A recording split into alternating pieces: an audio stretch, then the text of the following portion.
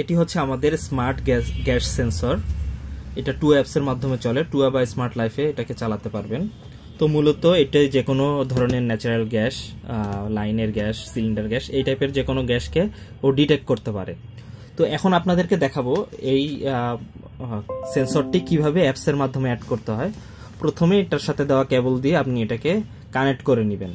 তারপর আপনার প্লে স্টোরে যেয়ে স্মার্ট লাইফ বা 2 অ্যাপসটা ইনস্টল করে নেবেন। আমাদের যেহেতু ইনস্টল করা আছে, ওপেন করে নিচ্ছি। এরপর আপনাদের অ্যাড ডিভাইসে যেতে হবে।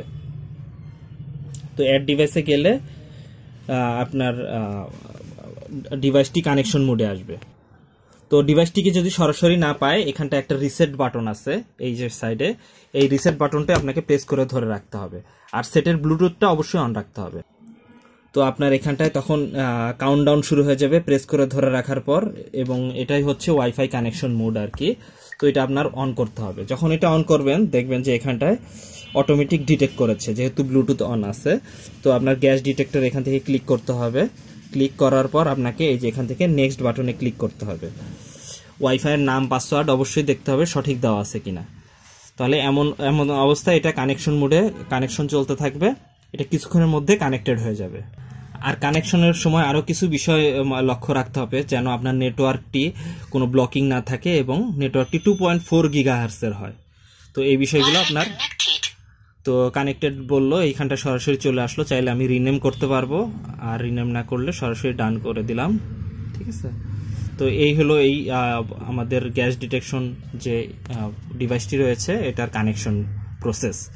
তো এখানটায় আসলে আপনার অনেক ধরনের অপশন আপনারা পেয়ে যাবেন। কখন ডিটেকশন হয়েছে সেই রেকর্ডগুলো থাকবে। পাশাপাশি এখানটায় কিছু সেটিংস আছে। স্মার্ট অপশনে গেলে এই যখন ডিটেকশন হবে তখন আরও কোনো ডিভাইস অন হবে কিনা সেই জিনিসগুলো এই যে স্মার্ট অপশন থেকে আপনারা সেট করতে পারবেন।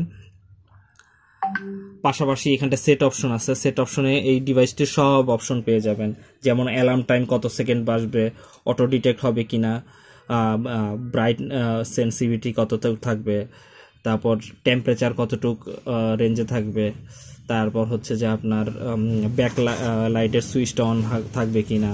ঠিক আছে। তো এইখানটা আসলে সব ধরনের আপনার অপশন আপনারা পেয়ে যাবেন। তো